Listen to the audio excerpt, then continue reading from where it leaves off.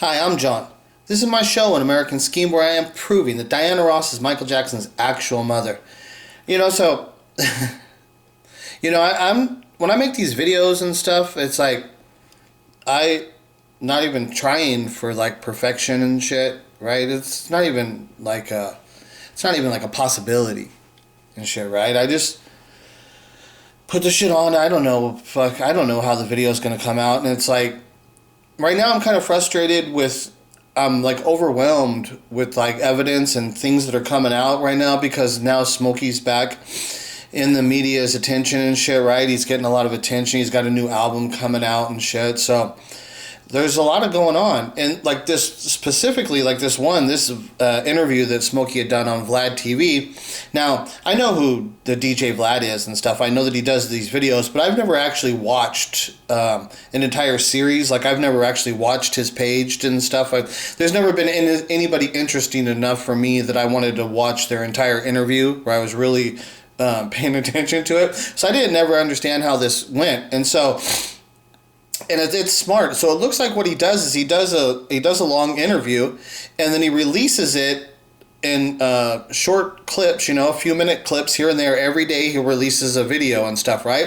And it's like right here, this one I'm showing here is going to be part 25, right? So that's what I'm talking about, like this stuff of kind of like right now where I'm being overwhelmed because, okay, for the last like 25 days, I've been dealing with this interview that's been coming out, and then Smokey's getting all these awards and stuff. They're talking about his new album being released, right? So there's just like all this stuff, plus I'm doing my normal investigation, plus I have to deal with the freaking Michael Jackson fans, the fighting, plus my real life, which is just freaking horrible. It's like shit that I wouldn't wish on anybody and stuff, and it's like one of those things that like up in Canada where they're it's called the euthanasia. They're euthanizing. That's where they mean they're like when you put your dog down, like, right? They euthanize your dog and stuff. And so up in Canada, they're doing that to people now. They're euthanizing sick people and stuff, people that got problems and stuff, right? So there's no doubt that, and see, what a lot of people don't understand too is that they're doing this in America. It's just not legal and stuff. And like, I can tell you an instance. Okay, so like my dad's got Alzheimer's and shit, right? So there's a guy that I used to go to when I go to the weed shop and shit, there was another guy in there and stuff. And so like I used to take my dad with me when my dad was still capable of walking and stuff. He still had Alzheimer's and stuff. He couldn't take care of himself, but he could still walk and shit, right? He could still walk. His body still was moving good. And it kind of happened right around the same time as like the COVID broke out, that where all the restrictions happened. That's when he started to get bad, where I couldn't take him out. So it kind of coincided. It worked out weird like that. So that the COVID hit, and then my dad started the progression started to get worse, so I couldn't take him out with me anymore. And then it was like, well, then that kind of worked out good, because I didn't want to take him out with me in the world, because the COVID shit was going on. We were dealing with all that stuff. I remember right in the beginning of the COVID, I was still taking him out and stuff, right? But then it stopped and shit, right? But so I'd go to the weed shop, and then there was a guy, because I'd have my dad with me all the time, and then the guy he says to me, like, Alzheimer's and shit, because he was dealing with it with his dad. His dad was at home and shit, right? And then so I think his dad was a little bit more far advanced than mine was and shit and stuff, because I'm getting into the harder stages and stuff, so I know that that's the kind of stuff that he was dealing with. And then so one day, it's like, I frequently checked the obituaries of the local newspaper and stuff, right? And so then I had seen a guy that I didn't know his name or whatever, but somehow it just looked like the guy, or somehow, I don't know why, somehow when I seen the obituary, somehow I knew it was that guy's dad, I'm not sure exactly how I knew, but somehow I knew it was him. And then the next time I had seen him over at the shop, and I had said something to him, and then he said, yeah, that was his dad that had passed away. And then so what he had said was that he put his father in a, what do they call it? It's I know there's a name for it. I just can't. It's not coming to my head right now, or whatever. It's the like advanced assisted living facility, but there's a name that they call those things. So whatever. I just can't think of it. But whatever. He had put his dad in that place, and his dad only lasted 3 days in there. And he had told me about his dad, that his dad was he was feisty and shit. And that's how my dad, right? The fighting and the resistance. The resistance. That's one of the things that's like the hardest parts about it's like you're trying to, it's like, let's say there's a dog and he's got like a thorn in his paw, right? And you're trying to take the thorn out of his paw and he keeps biting you, right? It's a weird situation, right? So that's what I have to deal with like on a daily basis. It's like I'm constantly trying to help my father and shit, right? And then he just keeps biting me and shit, right? It's this fight back and resistance, and that not understanding that you're trying to help them and shit, right? It's incredibly difficult to deal with and shit, right? And so that I know that I can't put my father in any kind of home because there isn't anybody that can deal with the situation of how hard it is and shit, right? There's nobody that would deal with that. And so what they're going to do is first of all, they're just going to drug him up so he shuts up and goes to sleep so they don't have to deal with it. But then it's like they're going to drug him so hard they're probably going to kill him and shit, right? And they might just get rid of him and shit. They're going to take advantage of him. That's all there would be. There would be taking advantage of him and stuff. It's what it'd be. So like I said, the guy at the weed shop and stuff, so I had spoken to him after his father had passed away. I had seen him in the obituaries, and he had told me that it was 3 days. His dad went in there, but he was only there for 3 days, and he had told me the stories, how his dad resists and fights so much and stuff. He had told me that that's how it was with his dad, right? And so it's like, yeah, that's the way it's going to be. You can't put like a man like that who's going to be fighting, and you've got these like women trying the hospice care. I think that's what they're called, the hospice care things. Maybe the hospice. I think whatever. I think there might be another name, but I think the hospice, whatever. So anyway, like you can't put them in that situation and expect like these little nurses and shit or whatever, these people, to be able to deal with these people. You know, if you're, there's a lot to deal with, and they're a danger to themselves. That's the thing with like my dad too, is I have to constantly not only have to do like when I clean him and stuff, but it's in the resistance. It's like if I mess up and he hits because he's always pulling back and trying to pull away, and he's always wanting to jump on the ground and shit, right? Hit the ground. And so I know that's what the guy's dad was, the other guy at the weed shop, that's what he was dealing with, was the dad. Like I said, then his dad went into, I think it was the hospice care or whatever, went into that place, and his dad only lasted 3 days in there, right? And it's like, yeah, because they're killing those people. You know, like that's what they're doing up in Canada now. They don't have the manpower to be able to actually take care of these people. And then there's stuff that they put in our food, and they put in the environment of, you know, I know people talk about like the chemtrails and shit, right? They talk about they're releasing metals into the atmosphere, and that's what's causing Alzheimer's, like all kinds of stuff, right? But this wave of Alzheimer's stuff is big. It's a massive wave of these people that need care, and it's difficult to provide care, to give actual care, like what I do with my dad. Like I actually care for him and shit, right? I actually, he's got a basic, his basic life still rotates, where he sleeps at night, wakes up in the morning, has breakfast, then we have a good lunch and stuff, and he'll have a late night snack type of thing, you know. So he's still got a basic pattern of his life and shit, where then my dad he doesn't lay in bed all day, right? I get him up out of bed and I dress him, and I sit him in a nice like lazy boy and shit, right? So he's sitting up. Just that part, like people don't understand like how important that is for your well-being and your health and shit, right? To sit up, just to sit up in a chair, rather to be laying in the bed all day where you're just getting bed sores, like those people they talk about all the thing, right? So like I said, like my dad, he doesn't have any bed sores and stuff. I keep him clean and shit, right? It's difficult, right? And so, right, so I'm dealing with all this stuff, right? I have all this, it's hard and shit, right? And then I got the story, right? That I'm trying to deal with the story. And then you're dealing with these people like Smokey Robinson. These are big, fucking well-respected, these are legendary stars, right? Eternally famous type of people and shit, right? And then, like I said, I'm just who am I and shit, right? And so it's like I'm doing something that's interjecting into their life and stuff, and it's just weird. It's really weird.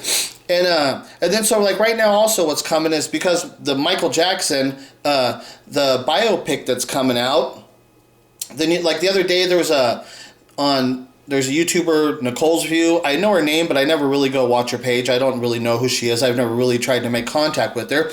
But the other day she was having a live stream with Taj Jackson, right?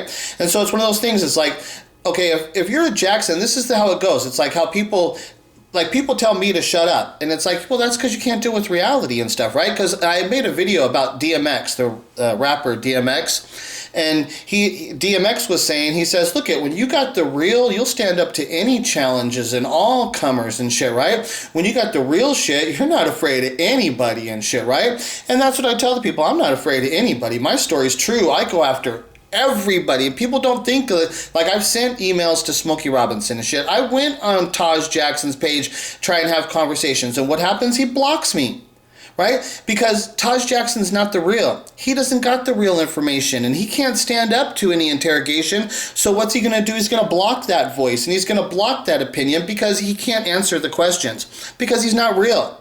He doesn't got the real. He's not the real shit. He's not real. And so that's what happened the other day on that Nicole's View. She just was instantly blocking me. And it's like, yeah, okay, here you are with Taj Jackson. I would just ask a simple question of Taj, like, Taj Jackson is just simple. Taj Jackson, go tell your dad, Tito, who I am, and tell him about the accusations I'm making about your family, and tell him that you want to sue me, right? Go ask your dad. Go ask your dad. Tell your dad that you are going to do this because I'm hindering your guys' advancement of the Michael Jackson projects, and I'm slandering your family and shit. Go tell him, because I'm definitely doing it.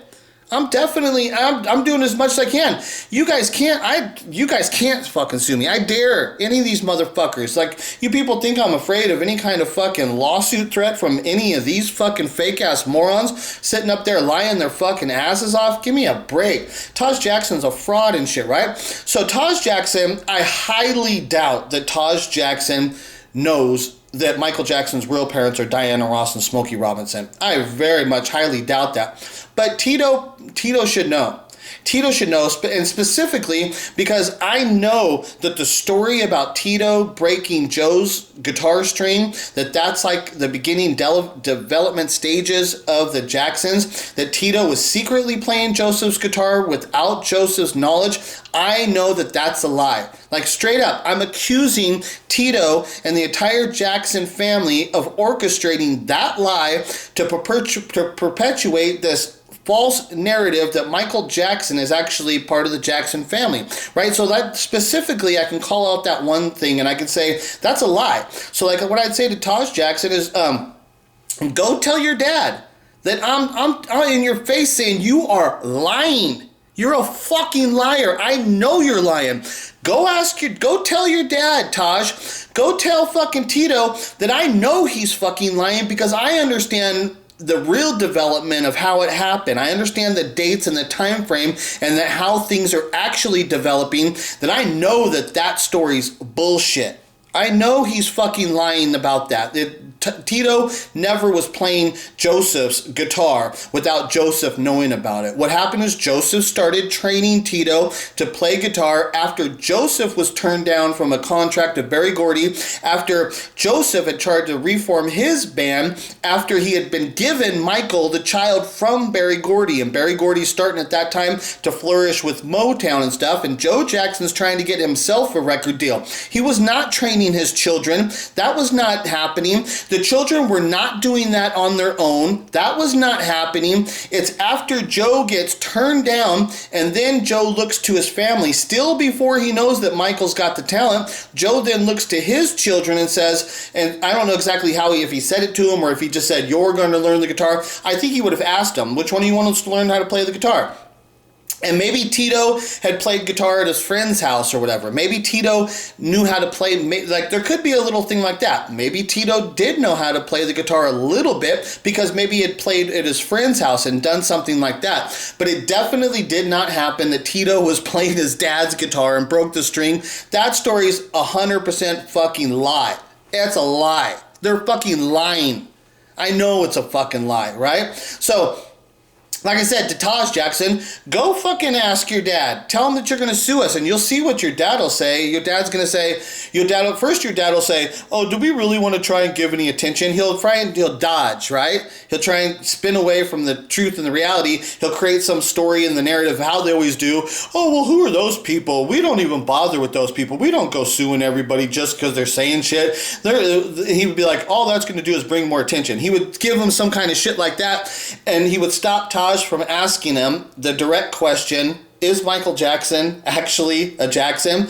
He would keep avoiding that. He would stop. He wouldn't answer the question. That's what he would do to his own son. Tito would sit there and lie his ass off to his own son and not answer the fucking question. He would avoid it because, again, he does not got the real. Like DMX said, when you got the real, you'll stand up to all things. You'll fucking come out with direct fucking answers and shit, right? You don't dodge these fucking questions. You come at it, you hit it hard and shit, right? So I already know what's going to happen with Tito. Tito's going to dodge the fucking question, and he's just not going to answer it, and he would just avoid him, and he would just tell him, he would brush it off. That's what he would do.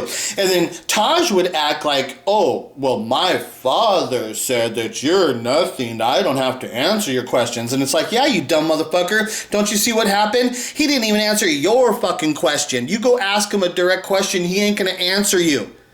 And then if he does, he's going to say, of course Michael's our child. What are you talking about? And then it's like, dude, then hit him. Then you got to come back and hit him with fucking evidence. And say, this guy's saying that your guitar string story's bullshit because that's not the actual development of how it developed from the actual true events of how things occurred and shit, right? Like, that's just one thing that I can call them out on their lie, because they're all, it's blatantly obvious that they're lying. But Taj Jackson's never going to answer any fucking real questions. He's not going to force his dad to answer any real questions because Taj Jackson wants to sit up there thinking that he's part of the royal family of the King of Pop, Michael Jackson and shit. They think they've got Michael Jackson's blood running in them. They don't. Michael Jackson has the blood of Diana Ross and Smokey Robinson, his real parents. That's why none of the Jacksons have any talent. Think about your band, T3 or 3T, you fucking Taj. Your band, you guys suck. None of you fuckers can sing. None of you fucking have talent. You got Janet was just grown up as a Michael Jackson impersonator, but you can clearly see she don't have any fucking talent. She doesn't have any fucking talent. Without Jimmy Jam and Terry Lewis, there is no fucking Janet Jackson and all the fucking Rhythm Nation glory and stuff. They did it, not Janet. Janet didn't do shit. That's fucking Jimmy Jam and Terry Lewis. They would have turned Paula Abdul would have fucking had Rhythm Nation if there was no goddamn Janet Jackson. If Janet Jackson's not connected to the great name of Michael Jackson, when you're just judging her off of her talent, she has no fucking talent. She's nothing. The Jacksons are nothing. There is no talent. Then they're going to try and make this new Jafar. Oh, because he just comes and he sings like another, just like every other Michael Jackson impersonator out there, that he's been trained to talk this way, and this is the way we got to act, and all the Jacksons are trying to act this way, and all of them, they all try and act like they're Michael, so they talk with their voices, and they try and act like they care about the world, and they're all fucking scumbag loser frauds. Motherfuckers and shit, right? So like I said, I'm just dealing with so much and shit, right? It's just constantly and shit, and right?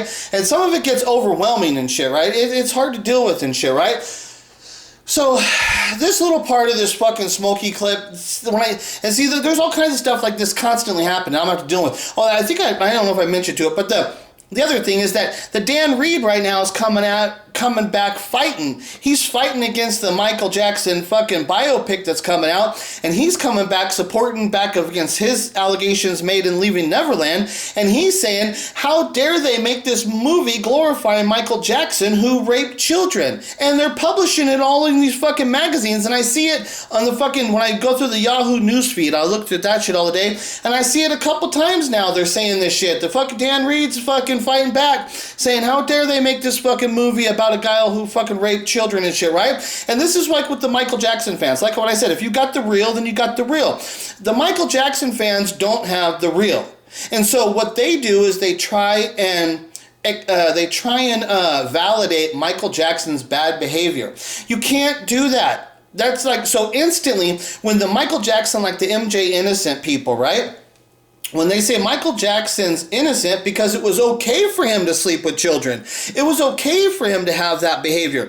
Instantly, you guys are discredited because that argument doesn't work, right? And then so the whole MJ innocent stuff, they don't have the real. And so they demand that I shut up because they are not capable of having any form of an original thought. So they just say it's acceptable. What Michael was doing was acceptable. No, it's not acceptable, right? So in order to get people, you have to be able to get a person who thinks that Michael Jackson was a pedophile. You have to have information strong enough to explain to them. Like I said, I'm not gonna I'm not going to support Michael Jackson's behavior, but I can explain it. Right? I'm not going to support it. Now, people, they don't understand when I talk about Michael Jackson's pedophile behavior. They're so stupid. These people are so dumb. They think I'm calling Michael Jackson a pedophile. No, I'm saying that the behavior of what he did is behavior of pedophile, and it's a pedophile behavior, and it's not acceptable. It's not acceptable. We do not do this and shit, right? It's just like one of those things. It's like, just because, like, if there's a 5-year-old girl and the 5-year-old girl's saying, like, I could tell you, like, an instant. One time there's, like, one of these weird things that happened to me at life. And so I must have been young. I remember I was at, like, Sunset Beach. Like, so that's, like, in Orange County, right? We're, like, in Orange County, like, on Sunset Beach. We're at the beach and shit. And I'm young, right? I'm definitely like under 15. I'm definitely under 16 for sure. I'm probably more like 12 or 13. I'm young, right? And some little girl in a bikini comes up. And there's houses right there on the beach, nice beach houses, right? Some little girl just fucking shows up. It's like, what the fuck was this? What's going on, right? So she must have been like 7. She was young. She was like this little fucking girl, right? She comes, and like I said, I was a good looking guy and shit, right? I'm blonde hair, blue eye, like all American look and shit, right? So I was good looking, so I understand that girls of all ages are attracted to me and shit. That shit happened to me constantly in my life and shit, right? But this one was weird. This one was weird because it's like, dude, I'm getting hit on like hardcore by some goddamn 7-year-old fucking girl. What the fuck? It was a weird. This girl was like 7 years old, and she's in a bikini. You could tell that she must have lived at one of those houses right there because she was alone and shit, right? She had just come out of her house. It's not like she was there with her family on the beach and shit. She must have lived in one of those houses, and she I don't know, maybe she's seen me and she wanted to come and meet me. She was trying to take me back to her house to have sex with her. I swear to God, this is like shit that's like, I always think back upon that moment and it's like, what the fuck was that shit? Whoa, that was I was like, dude, I was being hit on by a 7-year-old and shit. It was like fucking weird shit, right? There's some weird shit. So it's like one of those things. It's like even if she fully is endorsing it and she's hitting on me, I'm not going to go fucking back to her house and shit. Because I even think she was like saying shit like she wanted to show me her pussy. Like I'm saying, when this 7-year-old girl's hitting on me, she said some weird fucking shit, right? That's like, what the fuck, man? Like, holy shit stuff, right?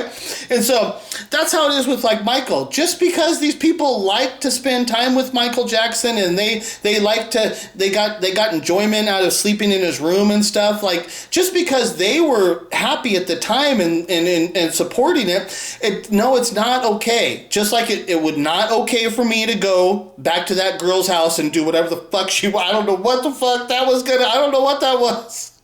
I swear, like I said, I lived through things in my life, these happen, these weird things that happen like that, and you just like, what the fuck? So now that I'm an adult, you think back and it's like, god damn, that girl must have been getting molested, because if she was sexually aggressive to me, she must have already had sexual experiences, and she was like 7 and shit, right? You know, she comes strolling on the beach in her little bikini, like, what the fuck? And she's like, I swear to God, from what I remember, I think she was like asking me if I wanted to go see her pussy and shit. Like, what the fuck? Like, whoa, right? And so that's how it is with Michael. It's like, you can get this weird shit can happen. Shit can happen, but you can't fucking do that. Right? That doesn't mean just because like she hit on me and all this stuff, that doesn't mean I could go back to her house and shit. What the fuck? Right? No, it was wrong. And every part about like was wrong. So when the MJ innocent fans are like being supportive of Michael, saying that the behavior of what's occurring, that it was acceptable, it was never acceptable. And so anybody out there that's not like an MJ innocent person, when they hear you trying to defend Michael by saying his behavior was acceptable, you guys are instantly discredited. And you guys have no argument. You guys can only play this game within your Michael Jackson community, because the rest of the world knows that you guys are a bunch of idiot, loser, fucking morons and shit, right? The MJ innocent people, that they fucking support Michael Jackson's behavior. You guys are disgusting, right? You guys are total frauds, and you will never win anybody over. You will never get anybody to be sympathetic towards Michael Jackson by saying it was okay, his behavior. That's not going to work. That's not going to work. But what I can do is I can explain his behavioral patterns. And when you see his behavioral patterns and you explain what it is that was happening, then you actually really understand, okay, this was not sexual in nature of what was occurring, right? And then we could say, well, we still don't like what Michael Jackson was doing. We don't support what he was doing, but now we understand who he actually was, how that guy got to the point where this is the fucking friendships that he was liking to have because he was so damaged of his actual fucking, from his family, like Smokey here and shit, right? Now it explains it. Now these people that thought Michael Jackson was a pedophile, now they will have actual evidence that actually explains how he's not a pedophile. You need to be able to explain his behavior. And like I said, his behavior is unacceptable. It's unacceptable until you get to this extreme fucking answer of what the real truth is, and you understand that he was abandoned as a child.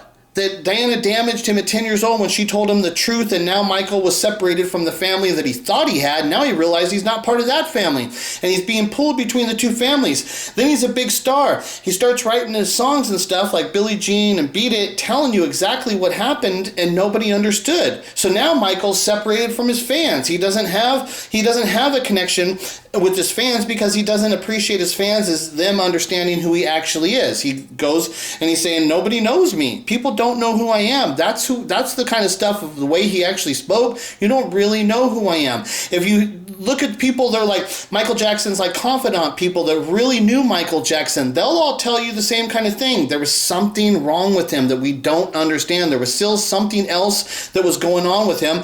They would always say that we didn't know, there's still something that we didn't understand. Nobody understood what it was, right? So, and that's why people then, they start coming up with their own answers, like Oprah. She starts coming up with the most logical explanation of what she can come up with in her own head. Now, she's a victim of child sexual abuse herself. So these people that are victims of child sexual abuse, when they start looking at Michael Jackson, then they're going to paint the narrative from the knowledge and the experience of what they know.